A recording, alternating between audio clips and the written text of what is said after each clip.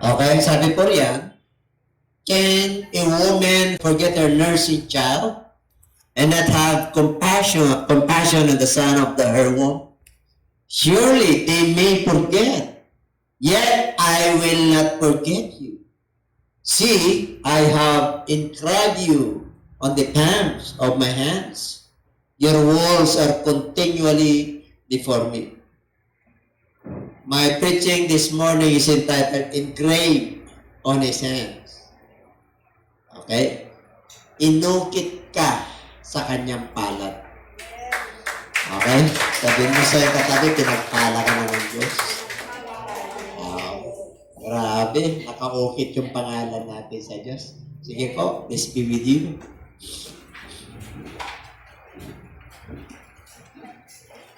Engraved on His hands.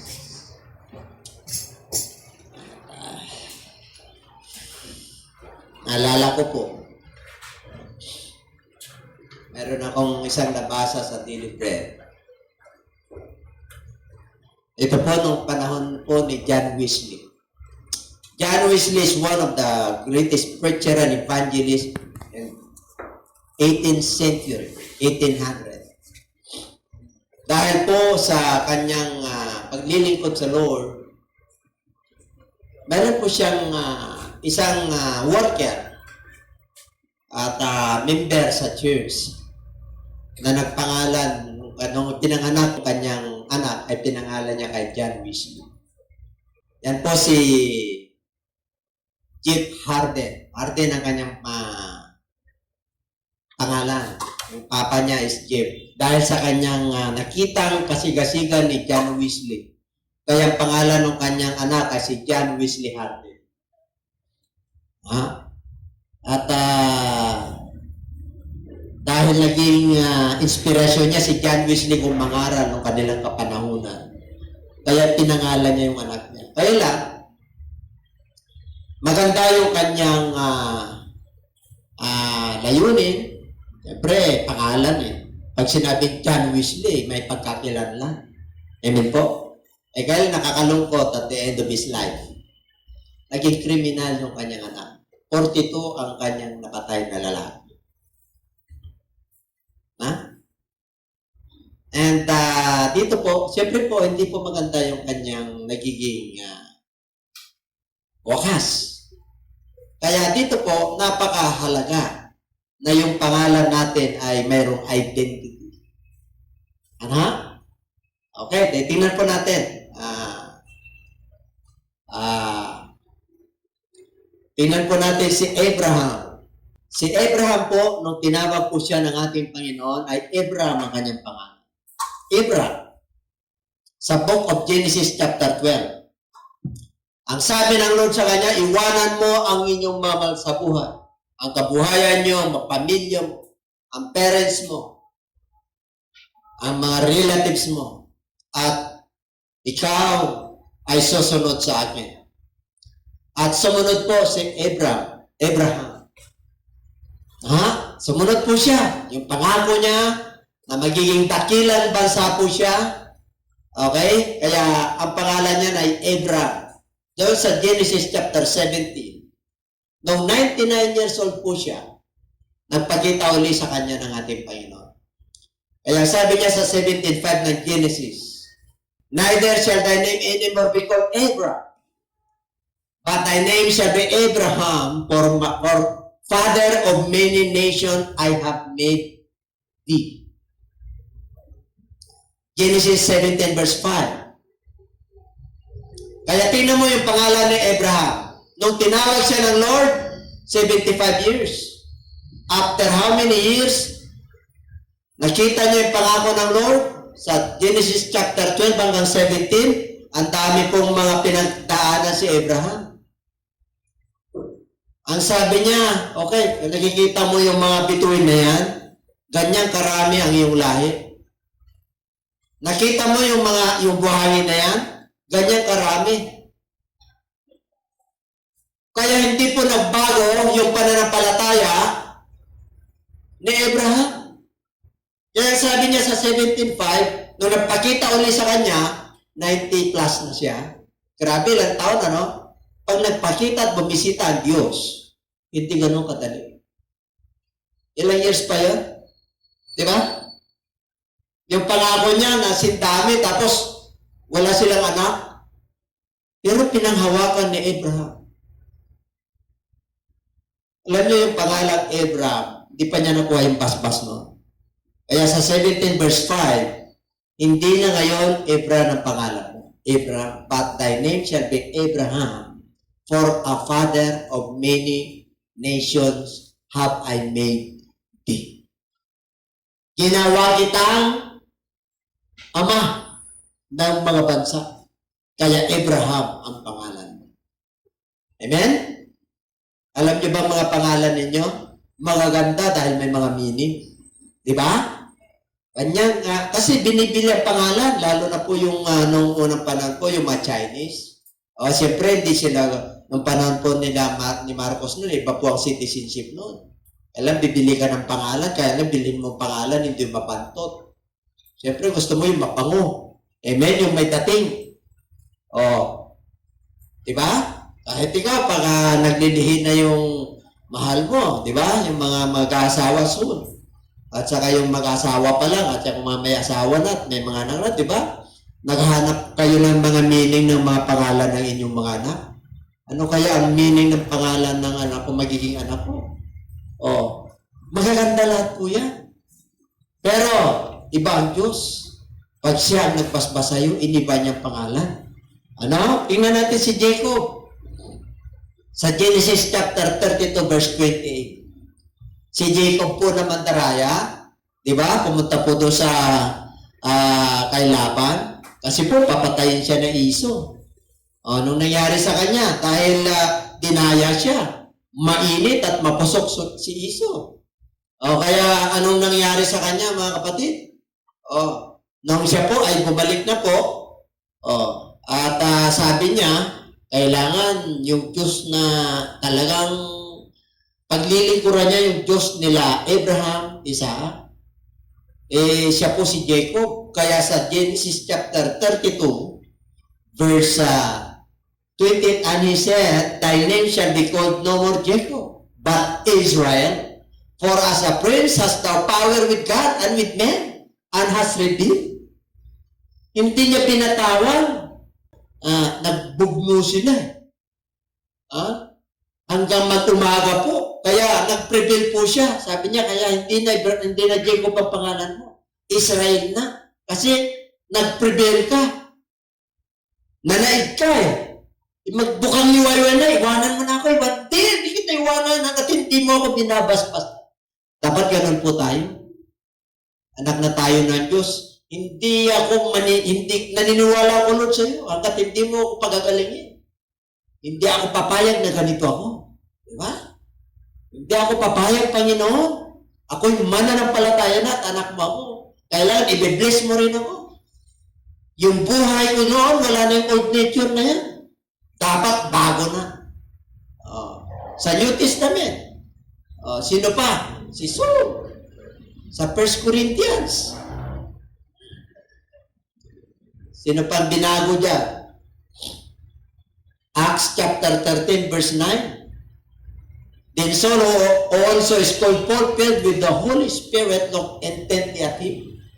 Ito po, nung pumunta po sila, kasama niya may kasama po dyan, nag-ministry po sila, may false prophet. Ayaw siyang ipakiusap sa gobernador, mahikiro yan, sorcerer. Nabulag po yan, si Elimas yata yun, Elimas. Hindi ako nagkakamali. Kaya si Saul po, dati Saul siya. Kilala niyo ba si Saul? First king of Israel, sa tribe ni Benjamin. Sa New Testament, sa tribe ni Benjamin din si Saul. Pinangalan siyang Paul ng ating Panginoon kasi he made havoc to the church of God. Siya po ay persecutor. Hindi prosecutor piskalya yun, persecutor. Iba yung prosecutor, iba yung persecutor.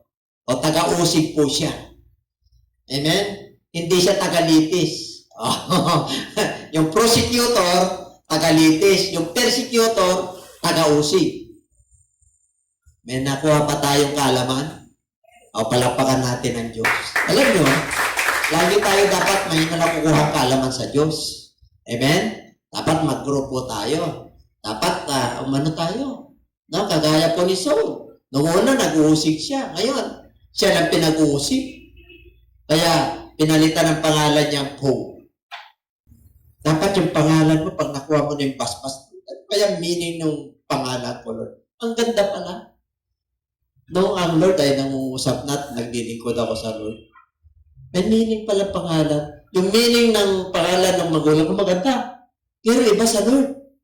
Alam niyo kung anong meaning ng pangalan ko? To. Ano yung to? Gagawa ka. Ano yung men? Tao. I-train mo sila para humayo. Go. Go, men. Go.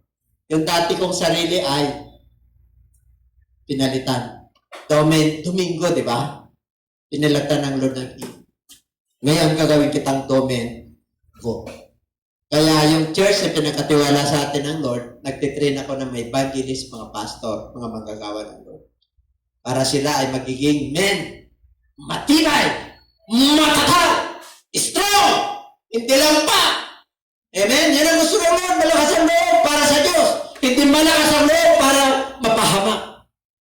Malakas ang loob para sa Diyos. May pangalan niyo pag nag-usap ang Lord sa inyo. Amen? Kaya pag nakasunod tayo, bibigyan ka ng pangalan. Si Pastor, may pangalan yan. Tuwing December yan, masaya yan. Kasi Belen yan, sa Bethlehem yan. Okay. Yan naman yun eh. And everybody say amen. Palapakan nga natin ang Lord. Parang hindi nakaukit yung pangalan niya sa palad niya. Dapat yung pangalan mo nakaukit sa palad niya, damang-dama mo yun. Kasi yun yung ating preaching. Engraved on his hand. How important is your name? Gaano ba kahalaga ang pangalan? Yung pangalan mo. Pag ikaw ay tinawag na Diyos, ikaw ay naging mananampalataya. Isaiah 43 verse 1. But now, thus saith the Lord. Sino rin nagsabi? Ang Panginoon, who created you, O Jacob, and He who formed you, O Israel. Fear not, for I have redeemed you. I have called you by your name. You are mine. Tinawag kita sa pangalan mo.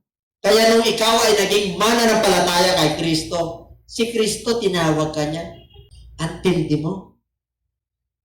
Yung iba, tindi niya, hindi pa nila alam.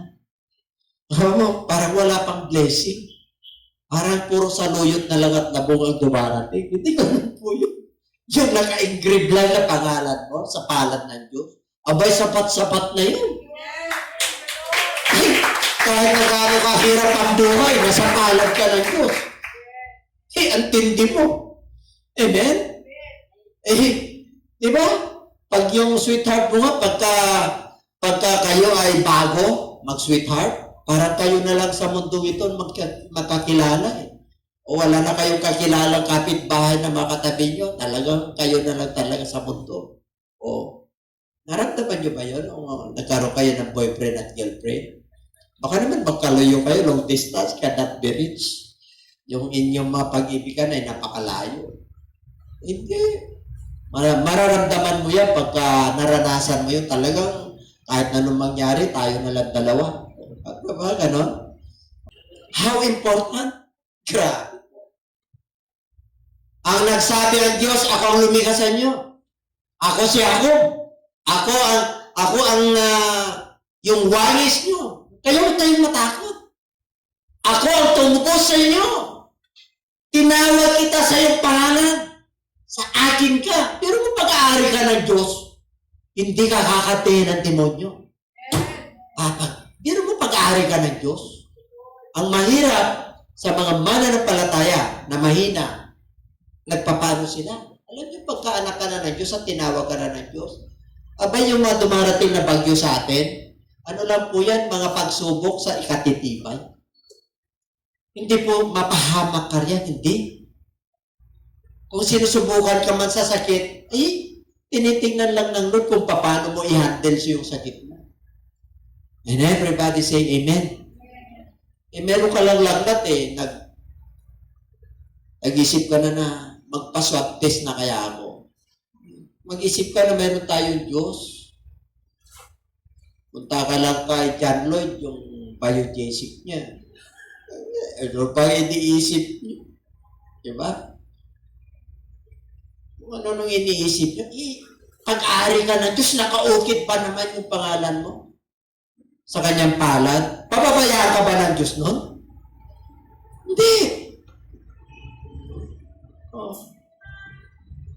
Sa Luke chapter 10 verse 20, alam niyo po, sa Luke chapter 10 verse 1, merong 70 na manggagawa ng ating Lord. 2 by 2, pinahayo niya sila. Dalawa. Sabi niya, huwag kayo magdala ng anuman, basta kapayapaan. Pag tinanggap kayo, kapayapaan sumasay niyo. Doon kayo mag-stay. Pag hindi kayo tinanggap, ipampag niyo yung, pampag pa yung mga ano nila. Pag hindi sila tinanggap yung gospel, tuwa-tuwa sila. Nag-report sila sa Lord. Talagang inutusan namin. Lumalabas. Hindi kayo matuwa dyan. Hindi na kayo matuwa dyan. Matuwa kayo sapagkat ang iyong pangalan ay nakatala sa aklat ng buhay. Sa Old Testament, nakaukit tayo sa palad ng Diyos. E tayo na po, may book of life. Pero mo, tinitingnan ng Lord ko. Kasi anak ka niya eh. Concerned siya eh. Itong anak ko na to, tapat ba ito sa asawa niya? Tapat ba ito sa boyfriend niya? Tapat ba ito sa sweetheart niya? Magandaan tayo eh. O tapat ba ito sa kanyang trabaho? Tapat ba ito sa kanyang bilang tatay? Tapat ba ito sa kanyang asawa? Ang tapat daw hanggang sa wakas ay siyang maliligtas. Kaya kailangan tapat ka sa lahat ng bagay. Kasi pagka hindi ka naging matapat sa isang bagay, nandun. Hindi naman tayo perfect, pero kailangan tapat tayo. Amen po? Wari, minsan talagang kahit anong habol mo sa oras, yung oras hindi mo kayang habulin. Para mahabol mo ang oras, para mabutan mo siya, ahit ka sa kanya. Anong ibig mo sabihin hindi siya? Wari, alas 6 yung appointment mo, alas 5 gising ka na yun, mahahabol ba ang oras? Pero yung habulin mo yung oras, magiging alas 6, alas 7 doon, magagahol ka talaga. Bakit?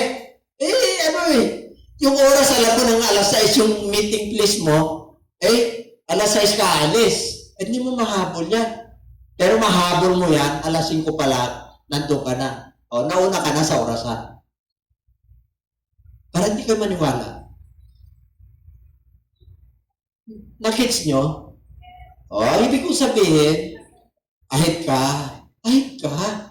Hindi yung linggo, nagpaplansya ka na ng linggo ng alas 8. Pwede, pag ahit ka, Saturday pa lang, nakaplansya na. Alam mo na yung isusot mo. Alam mo na yung dadamputin mo. Kung dadamputin mo pa lang alas 8, talaga mapipressure ka. Ala.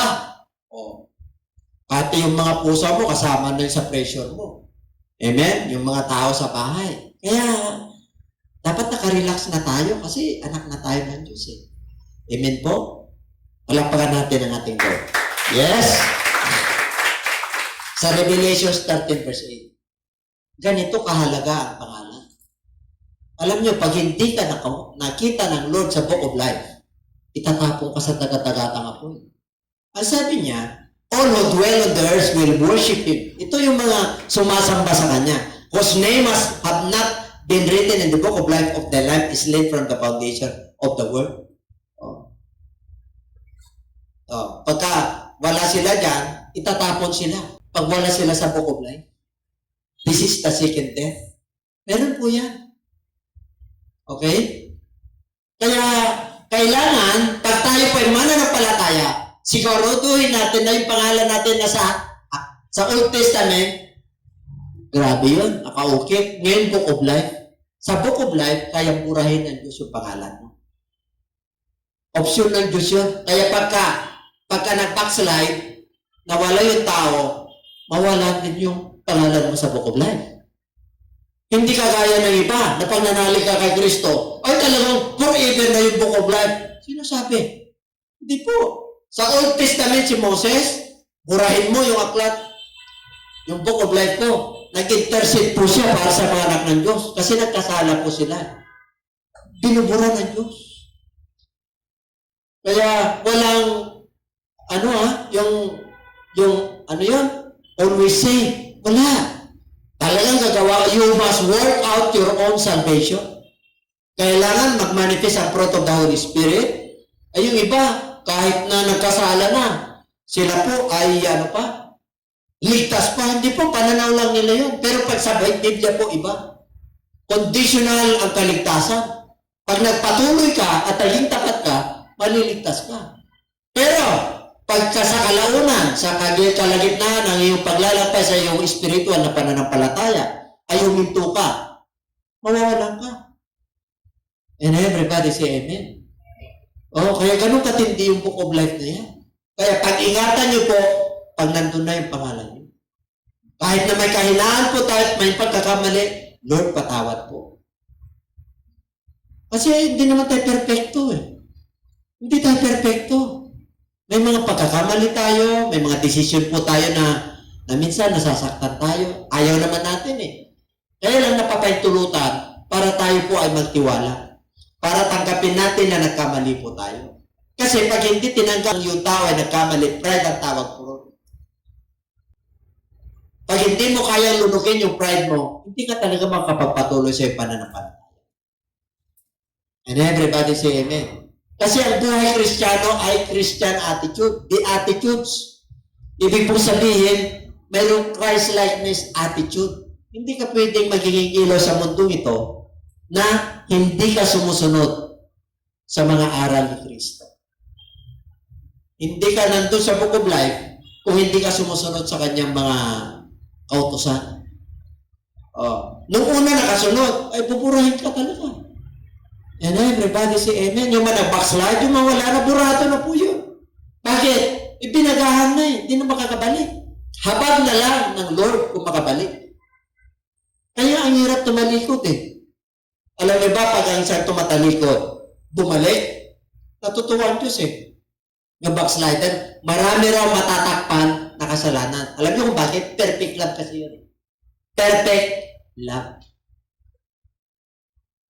Maraming mga natakpan na mga kasalanan kasi yung mga kainaan na forget na. Wala na yun. Kaya pag ang tumalikod ay bumabalik, ano ng Diyos yun? Lahat na tumalikod. Hindi lang sa iglesia ito. Sa iba't ibang iglesia. Kasi kung ano nararanasan natin, nararanasan ng lahat ng iglesia. And everybody say amen. Ganun katindi. How important is your name? Diba? Sa John 10:27. Ang sabi ng Lord, my sheep knows my voice. Hear my voice. And I know them. And they follow me. Yun. Hindi ka lang tinawag sa pangalan. Pati boses eh. Pati ng Lord, alam niya, kilala niya yung kanyang tupa eh. Kaya kilala tayo ng Lord. Alam niya yung ating kahinaan. Alam niya yung ating strength. Alam niya yung ating pinagdadaanan. Alam niya. Kaya dito po, sa New Testament, yung pagkakilala ni Jesus Christ sa kanya, yung sa book of Matthew 1:18-25, nagpakilala ko din. Samantala sila Abraham, di ba? Dati Abraham. Jacob, Israel. Saul, Paul. Si Jesus Christ, Emmanuel. Sa Matthew chapter 1, verse 23. Ang sabi ng Isaiah 7:14, ano sabi niya ron? Isang palatandaan, lalaki, mga anak, ang virgin. Lumabas na si Jesus Christ na naganap sa Matthew 1:23. Pag sinabi mo Matthew chapter 1, verse 18-25, yun yung kapanganakan niya. Amen? Nakatakda ng magkasal yan sa 18, si Joseph at saka si Mary. Siyempre po, ang kanang hari si Joseph, ang lolo niya, may dugo siya kay Haring David. Just siya eh. Just. Ibig sabihin, matuwid. May takot sila sa Diyos. Kasi may dugo silang bughaw. Alam niyo, dugong bughaw. Yung mga royal blood. Eh, royal blood ba tayo? Baka cock blood ang nasa iyo.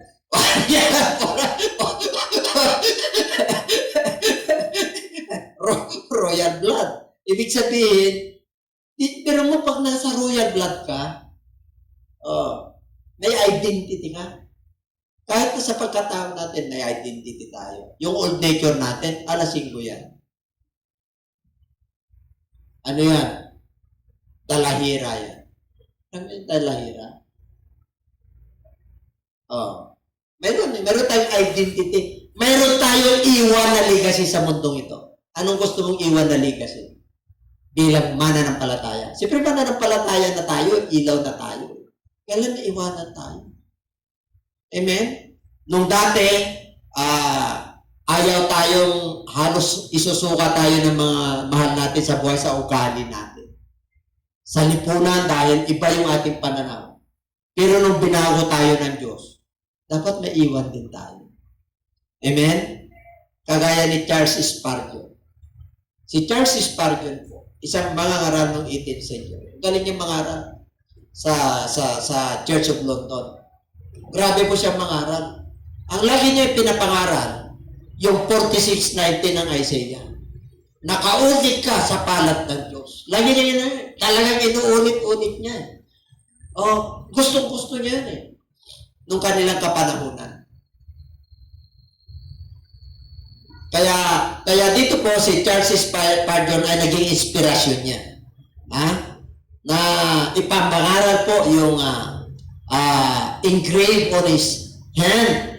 Tingnan po natin tingnan muna natin si Jesus Christ nung nagpakilala po siya. Okay? Sa 1:18. Sinaysay ko na yun, yung kanilang pagkakasal. They were betrothed. Pero tinanggap nila yung kahiyan. Ito yung kapanganakan ni Jesus Christ. Pag sinabing betrothed with Joseph, nakatakda na silang ikasal. Pero mo nakatakdang ikasal, before they came together, she was found with child of the Holy Spirit. Pero mo sabi niya, buntis siya. Ay, syempre po, buntis, wala naman nangyari sa atin kasi po, customary po doon nila, hindi pwedeng magsama na talagang may nangyayari na hindi ka kaya ngayon, ay kailangan subok muna bago kasal, di ba? Doon hindi, ang customary nila doon. Kaya nakatago yung babae ron nakaano nga yan kaya pag kinuha mo yun sigurado. Para hindi mapahiya, nagano siya, sabi niya, para hindi mapahiya. Hindi, yung takda na kalimutan niya na lang, iiwas na lang siya. Pero ang isang anghel, sabi niya, wag, yung kanyang dinadala, Holy Spirit, pinagliliin niya yan. Tinanggap niya Tinanggap niya, hindi siya nagreklamo kahit si Virgin Mary. Hindi sila nagreklamo, you know why? Because they were just. They were righteous. May takot sila sa Lord. Naniniwala sila sa ating Panginoon. Di ba pagkahiyan na, pwede mong i-compromise? Di ba? Pagkahiyan na yung ating mga self-denial, yung ating pagka-Kristiyano, minsan, nakukompromise po natin. Minsan, may pagpapalit po natin yung ating paglilingkod sa Diyos sa ano pa man. Nakaukit ka na sa Kanya. Meron ka na sa book of life. Ito ang tatandaan niyo po. Huwag niyong ipagpalit ang Diyos natin sa ano pa man. Yung yaman sa mundong ito, yung career pansamantala.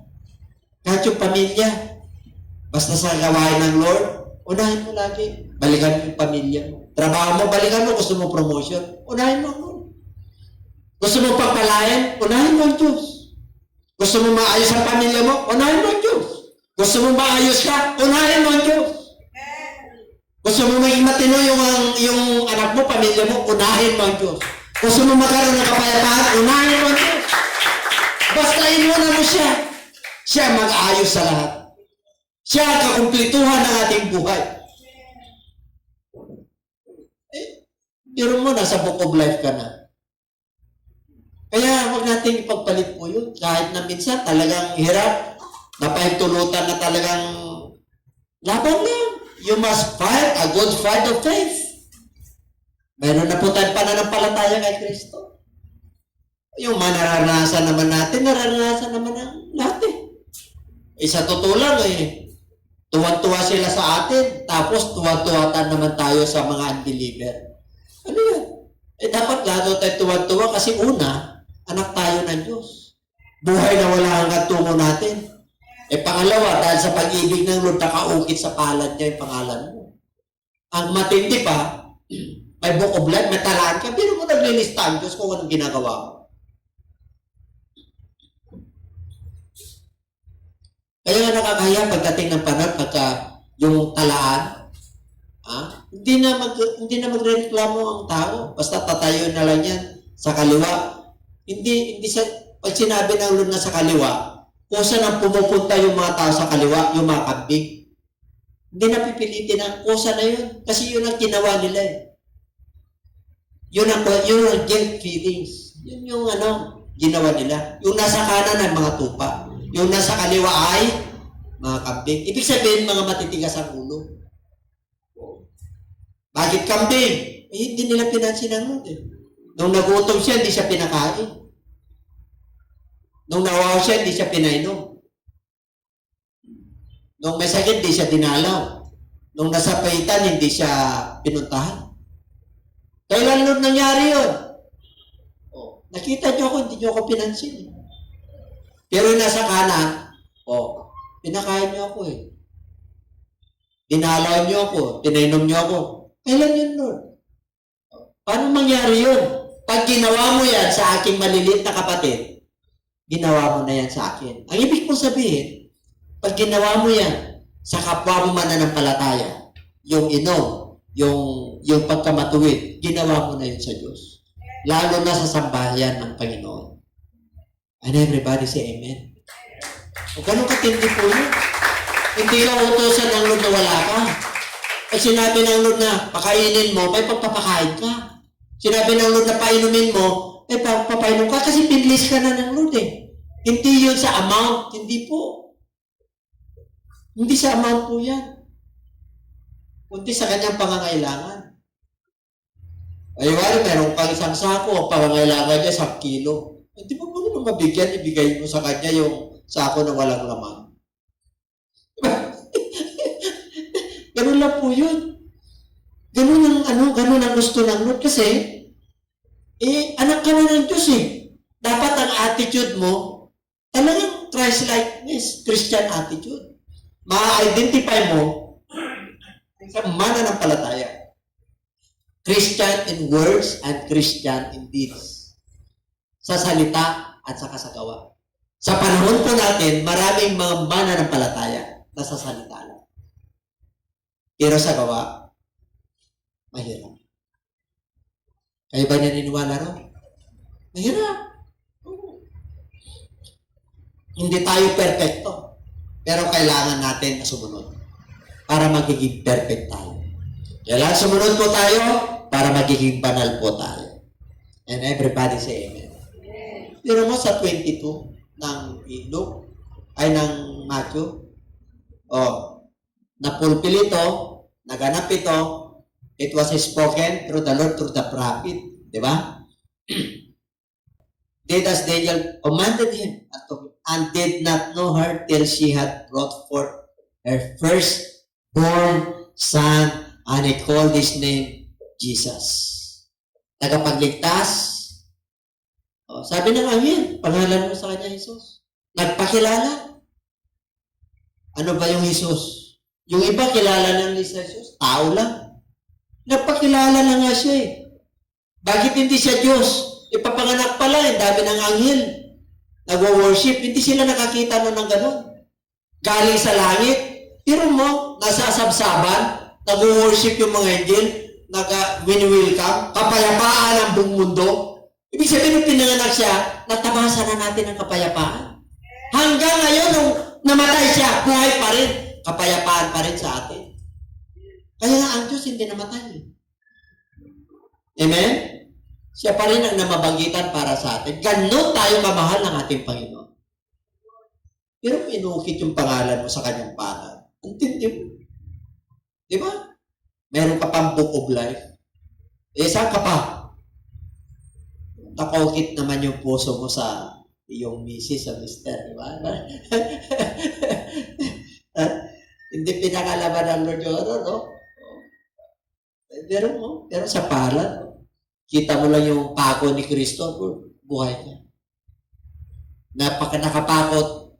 Yung sa Old Testament, ginanap mo sa New Testament. Tingnan ko lang yung palad ko, hindi na ako magpakita doon sa manghuhula. Na ano bang palad ko? Basahin mo nga. May nakaukit ka na sa palad ng Diyos eh. Pag nakaukit ka sa palad ng Diyos, sigurado yung blessing mo. Sumunod ka na lang. Tinawag mo pa ako, Lord. Sino ba yung nagtatanong ng gano'n pagka nagkakaroon ng problema? Talaga bang dito ako? Alam ko ba talaga? Hindi lang masabi na, ano ba hinahanap mo? Manampalataya ka, sumunod ka na lang, pagagalingin kita. Pati bulsa mo, gagaling. Pati pag-iisip mo, gagaling. Kasi puro ka negative. Ang Diyos natin ay always positive. Kahit na tayo ay nakakaranas ng sakit, positive pa rin ang result niya. Kahit na kahirapan, magiging positive pa rin. Kasi ganun ang Diyos eh. Negative nga ang dating sa'yo, pero positive, gagawin ko positive yan.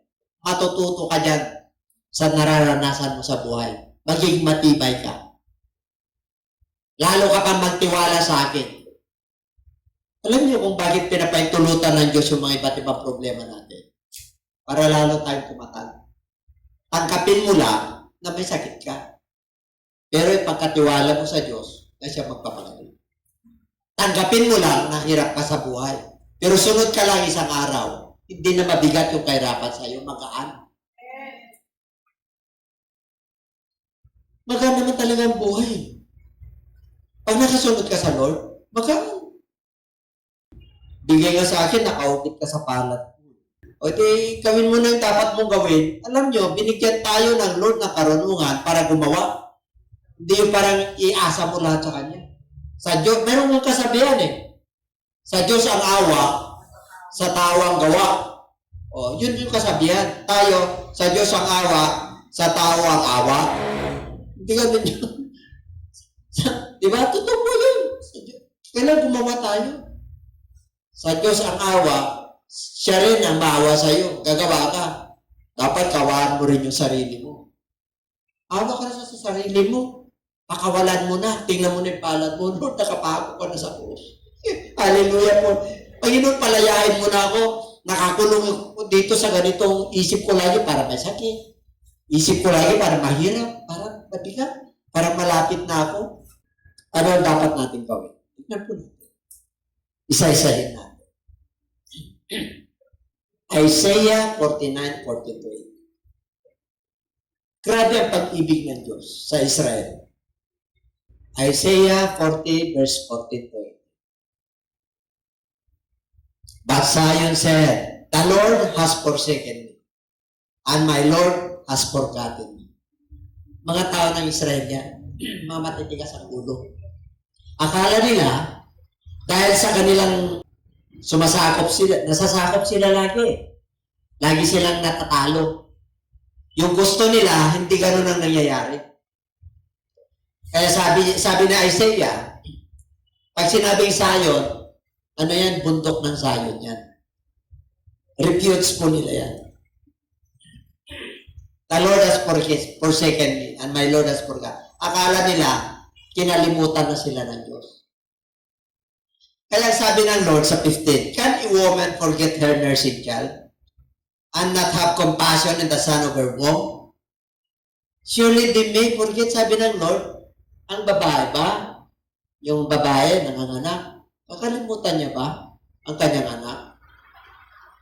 Pero kahit nakakalimutan siya, di ba meron naman nakakalimot na nanay sa anak? Meron ba? Iniwanan. Oo, meron. Iniwanan yung anak. Binibigay, nilalagay nga lang sa basura. O tapos nilalagay lang. Sa panahon natin ngayon, meron. Sa hirap ng buhay. Hindi natin alam kung marami siyang problema. Baka mamaya, bitter yung sa kanyang ano. Hindi natin alam. Pero ganun. Kaya sabi niya, kahit iwanan nila, pero ako, sabi niya, yet I will not forget you. Why? You shall surely clothe yourself with them all as an ornament, and bind them as a bright dust. Hindi ko kayo nakakalimutan. Dinadamitan ko kayo. Mga ornaments ang gaganda. Kaya sabi ng Lord, talagang, see, I have inscribed on the palms of my hand. Pag sinabi engraved, sa ibang version po yan, engraved. Ibig sabihin, inukit kita. Hindi kita makakalimutan. Bansang Israel, Jacob ang pangalan mo, Mandaraya, pero binaspasan kita, Israel ngayon. Kaya hindi kita makakalimutan. Your words are continually before mo. Ibig sabihin, yung mga nagtayo, parating na. Yung mga nagwasak, paalis na. Ibig sabihin, akong bahala dyan. Yung mga nagwawasak sa inyo, paalis na. Ito yung magbibuild ng wall, parating na. Nandito na ako. Kaya huwag kayong mag-alala kasi hindi ko kayo nakalimutan. Nakaukit kayo sa aking palad. Kahit na yung nanay, iniwan na yung kanyang anak. Ako, kailanman, hindi ko kayo iwanan sapagkat inukit ko kayo sa aking palad. Ganon ko kayo kamahal.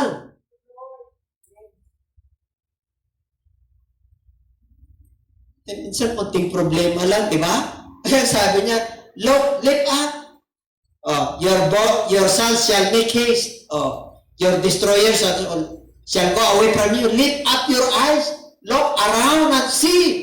All this gather together and come to you as I live, says the Lord. Habang buhay at Diyos yan, pag anak ka niya, anak ka. Huwag ka lang tatalikod. Huwag ka lang susuway. Papagpalain ka. Kasi pangako niya yan. Hindi niya pwedeng i-withhold yung pangako niya kasi nabitawan niya na yan. Ang kailangan lang natin ay sumunod. Sabi mo sa iyong katabi, sunod.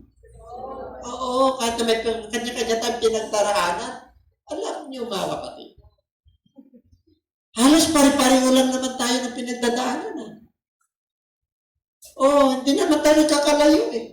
Kadalasan lang naman ang panahon natin. Ang problema sa panahon natin ngayon, pera. At saka COVID. Di ba pare-pareho lang naman tayo? Pero hindi halata pag naka-Amerikana ka.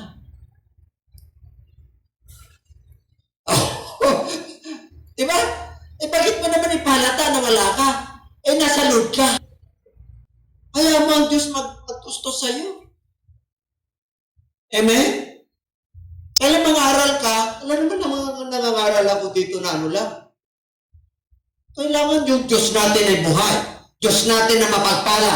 Diyos natin na nakaukit yung pangalan natin. Diyos natin na nagbigay sa aklat ng buhay. Nakatala yung pangalan natin sa aklat ng buhay. Ipinagmamalaki natin yan. Ipinagbubunyi natin yan. Na anak tayo ng Diyos. Kaya huwag natin ikahiya yan. Sabi natin, buhay yung Diyos natin. Buhay talaga. Panahon nila Elijah, wala nang, kala niya wala na siyang kasama. Dami pa. Kala na, wala nang magpapakain sa kanya. Nung ginawa ng Lord sa kanya, nagpadala ng uwak. O ilang araw siya sa bundok, pinakain siya, tagadala niya yung uwak. Kahit sa panahon natin ngayon, makakainin ka ng Diyos. Kahit na wala nang ayuda. Sumuko na nga sa ang gobyerno sa ayuda eh. Kumain naman tayo mo. Tingnan mo nga kung nangayayat yung katabi mo. Wala naman ah. Lumulusog. Bakit ka nag-alala? Nakaukit ka pa naman sa palad ng Diyos. Hindi ako mag-alala. Ako, Lord, salamat. Nakaukit pala ako. Hindi na ako sa manghuhulan. Ikaw na lang, Lord, talaga po worship ko. Hallelujah, praise the Lord. Sa iyo ako higin, Lord. Hindi ako magtitiwala sa tapat. Sa tao, sa trabaho ko, sa nakaturbanti sa ulo, hindi ako magtitiwala, Lord. Titiwala ako sa iyo. bankrupt man ako ngayon, isang araw babangon ako. Tulungan mo ako, Panginoon. Ganun lang po. Huwag niyong pahirapan yung sarili niyo. Oh, nais ng Lord na tayo po ay magaan. Sinabi ng Lord magaan. Easy. Easy lang. My burden is light. Easy lang. Hindi mabigat. Ang lahat ng kabigatan niyo, ibigay niyo sa Kanya. Ay, kung bigat na bigat ka na sa buhay na to, bigyan mo sa Kanya. Lord, mabigat po yung buhay namin, pag-aanin mo po. Tingnan niyo sa mga kainan. Lord, yung nararamdaman ko, parang pressure ako. Hindi ko alam, tuliro ako. Amen? Samantalang yung sa ibang bansa, kaya magkakaroon ng Bible dito. Kaya sagana rito ng salita ng Diyos. Kaya sabi ng Lord, hanggang lang ba dyan? 18? Meron pa ba?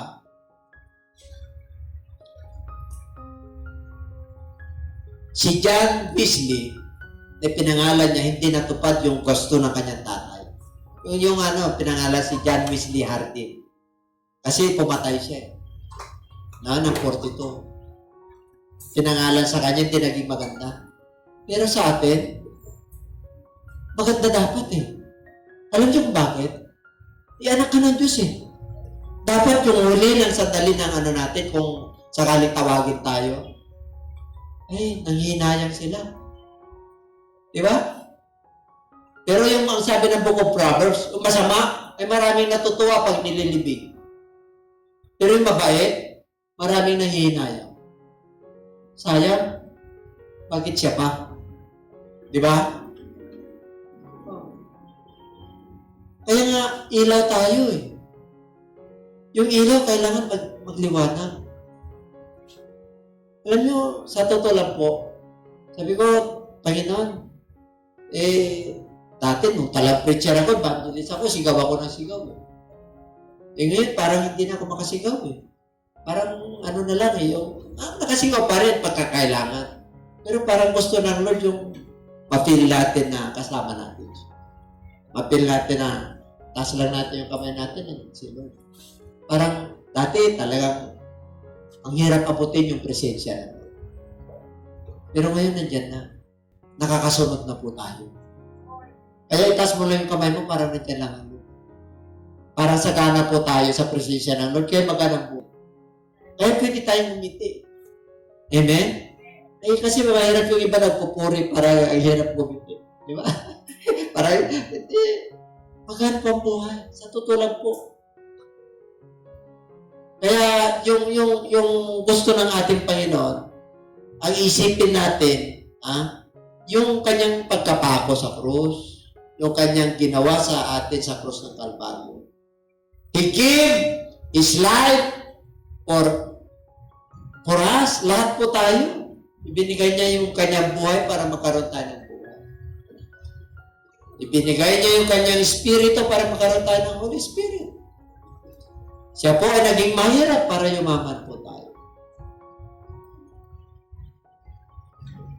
Tinanggap niya lahat ng usik hanggang sa kamatayan.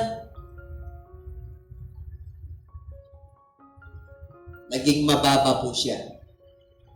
Ginampanan niya yung kababaang loob. Mahal tayo ng ating Panginoon. And everybody say amen. Sabi mo sa katabi, mahal ka din.